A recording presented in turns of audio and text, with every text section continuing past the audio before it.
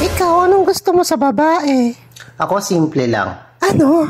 Mabait, may takot sa Diyos, tsaka totoong mamahalin ako, yun lang. Yun Ikaw, pala. anong gusto mo sa lalaki? Ako, simple lang rin.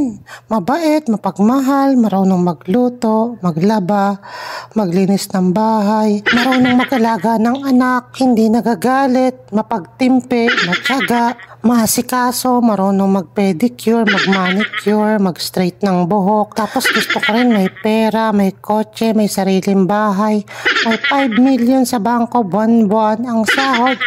50,000 a month, hindi naninigarilyo, hindi nagiinom, hindi nang bababae, hindi lumalabas ng bahay, lagi akong ipinagsha-shopping, hindi nagagalit pag marami akong dumadating na parcel araw-araw, linggo-linggo akong binoblow out, linggo-linggo rin siyang may regalo sa akin, walang bisyo, hindi nagre-reklamo, hindi nagagalit.